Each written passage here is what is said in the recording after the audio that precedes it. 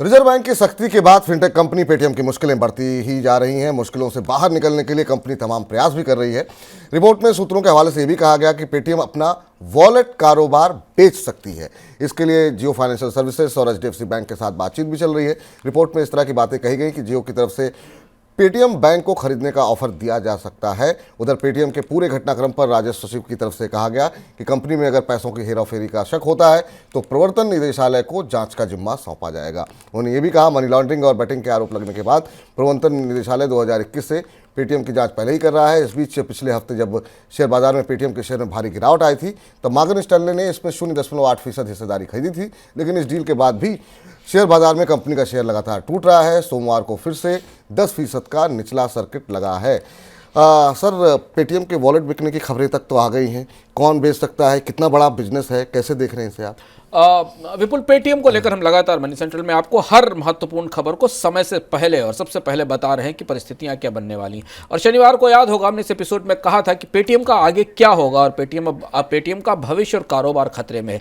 और इस कार्यक्रम के बाद रिजर्व बैंक की तरफ से इस बात का संकेत दिया गया कि 29 तारीख तक का जो समय दिया गया है, जब तक कि उपभोक्ता या ग्राहक पेटीएम के वॉलेट से बैंक से अपना पैसा विड्रॉ नहीं कर लेते, उसके बाद पेटीएम का लाइसेंस रद्द कर दिए जाने या रोक दिए जाने की संभावना भी है। ऐसी खबरें भी आई जिस पर पेटीएम की तरफ से कोई स्पष्टीकरण नहीं दिया गया। पेटीएम की तरफ से हालांकि ये कहा गया कि उसका बाकी कारोबार चलते रहेंगे। अब 3-4 बड़े घटनाक्रम हैं जिन्हें हम पेटीएम के निवेशक के तौर पर या पेटीएम के उपभोक्ता के तौर पर आपके लिए जानना जरूरी है।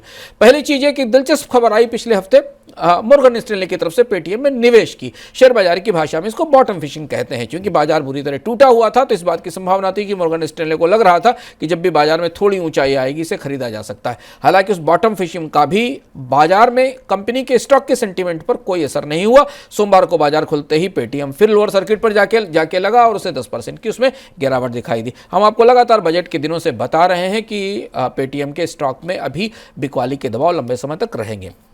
अब दूसरी बात रेगुलेटर्स की साइड से इस बात की चर्चा आज पूरे दिन थी। हालांकि चर्चा बाजार में शुक्रवार से थी कि पेटीएम के कारोबार के 2 हिस्से हैं। उनमें एक हिस्सा पेटीएम का as a third party app जैसा है, जहां से आप यूपीआई और बाकी सर्विसेज कर सकते हैं, जहां से पेटीएम को कोई खास बड़ा रेवेन्यू नहीं आता। पेटीएम के कारोबार का मुख्य बिजनेस उसका पेटीएम पेमेंट बैंक था।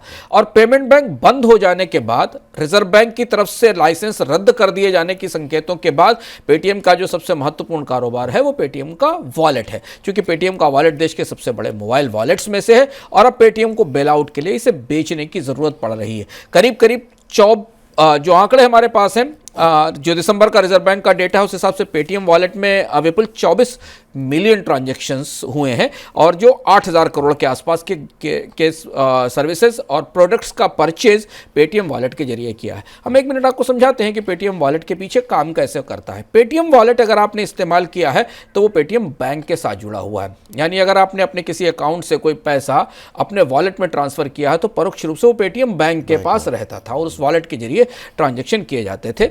करीब 5,800 करोड़ रुपए के ट्रांजैक्शन विपुल मनी के ट्रांसफर के वॉलेट के जरिए किए गए। यानी एक व्यक्ति ने अपने वॉलेट से दूसरी जगह कहीं मनी का ट्रांसफर किया या पैसा भेजा गया है।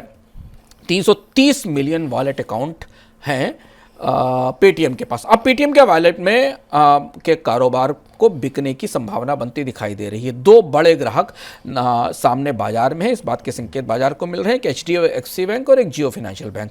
और अगर पेटीएम इस कारोबार को बेचती है तो इतना बड़ा बाजार जो पेटीएम के वॉलेट का इस्तेमाल कर रहा था वो इनके पास जाएगा। इस संभावना पर जियो फाइनेंस के स्टॉक्स में भी हमने, रिलायंस के स्टॉक्स में भी हमने गतिविधि सक्रियता देखी। लेकिन इसके बाद बिक्री होगी कि नहीं होगी स्पष्ट नहीं है। पेटीएम की तरफ से खुलकर कुछ कहा नहीं गया। लेकिन अगर ये चला जाता है तो पेटीएम के पास फिर कौन सा बड़ा कारोबार बचेगा जिसके जरिए पेटीएम के स्टॉक्स को खड़े होने की मदद मिलेगी अगर आप स्टॉक में इन्वेस्टर हैं। लेकिन फिलहाल पेटीएम कई तरीके के तूफानों से घिरा। तो ये तो वो पहली बात हुई जो हमने आपको बताई कि पेटीएम के अगले चरणों में लाइसेंस और वॉलेट के बिजनेस लाइसेंस, पेमेंट बैंक का लाइसेंस बंद होने की, खत्म होने की संभावना है और पेटीएम के कारोबार का बड़ा हिस्सा बिकने की कगार पर आ गया है। लेकिन सर अब तो मर्चेंट बैंकर भी भाग रहे हैं और निवेशक तो चलिए जो ग्राहक हैं वो तो चलिए अपना ऐप बदल लेंगे, निवेशक बेचारे निकलने का मौका नहीं मिल रहा है, लेकिन जो मर्चेंट बैंकर भाग रहे हैं उसका क्या असर आपको देखा? मर्चेंट्स का व्यापारियों ने पेटीएम को छोड़ना शुरू किया, इस तरीके की खबरें थी। चूंकि व्यापारियों को छोड़ना स्वाभाविक था विपुल, जैसे आप भी हो या पेटीएम का आप इस्तेमाल कर रहे हो, जब रिजर्व बैंक ने कह दिया कि आप अपना पैसा वॉलेट से निकाल लीजिए, पेटीएम बैंक से निकाल लीजिए, तो स्वाभाविक सी बात है उसमें पैसा निकालेंगे। तो हुआ क्या कि लोगों ने दूसरे बैंकों में अपना कारोबार शिफ्ट करना शुरू कर दिया। तो पेमेंट सिस्टम के लिए तो पेमेंट के तौर पर यूपीआई क्यूआर कोड स्कैन के तौर पर, ट्रांसफर के लिए बाकी दूसरे खातों से तो पेटीएम में काम हो रहा था, लेकिन कारोबारी व्यापारी जो पेटीएम के नेटवर्क का हिस्सा थे और काफ़ी बड़ा हिस्सा थे, उन्होंने दूसरे बैंकों के साथ जोड़ना शुरू कर दिया। हम फिर से आपको बता दें कि पेटीएम में कौन सी सेवाएं काम कर रही हैं, कौन सी नहीं कर रही हैं। पेटीएम में वो सारी सेवाएं काम कर रही हैं जिसमें पेटीएम पेमेंट बैंक इन्वॉल्व नहीं है, चाहे वो फास्टैग की सेवा हो, चाहे वो वॉलेट की सेवा हो, चाहे वो कोई सामान खरीदना हो। अगर आप अपने किसी भी दूसरे बैंक अकाउंट का इस्तेमाल करके पेटीएम की रूट का इस्तेमाल कर रहे हैं और अपने किसी दूसरे बैंक अकाउंट से पेटीएम के वॉलेट में पैसा डाल रहे हैं और वहां से कोई पेमेंट कर रहे हैं या सीधे यूपीआई का इस्तेमाल कर रहे हैं, तो वो चलता रहेगा। लेकिन जो ट्रेडर है, जो मर्चेंट है, जिसका एक बहुत बड़ा नेटवर्क पेटीएम ने भारत में तैयार किया था, जिनको नियमित रूप से पेटीएम के जरिए कारोबार मिलता था, अब वो बाहर उन्होंने मूव होना शुरू कर दिया है। और फ़ोन पे और गूगल के लिए ये खबर काफ़ी अच्छी है क्योंकि उन्हें नया बाजार, नया कारोबार मिलना शुरू हो गया है। लेकिन सर एक बड़ा खतरा तो ये भी है कि अब इस तरह की बातें हो रही है कि ईडी जांच करी, क्या वाकई में इतिहास में ऐसा कुछ किया है पेटीएम ने कि मतलब उनकी जांच हो सकती है, या क्या कुछ आशंकाएं और दिखाई दे रही हैं आपको यहाँ पे पेटीएम को लेकर? हालांकि पेटीएम की तरफ से कल एक और खबर आई, काफ़ी बाजार में काफ़ी सेंसिटिविटी, काफ़ी सनसनीखेज थी। पहले खबर आई कि पेटीएम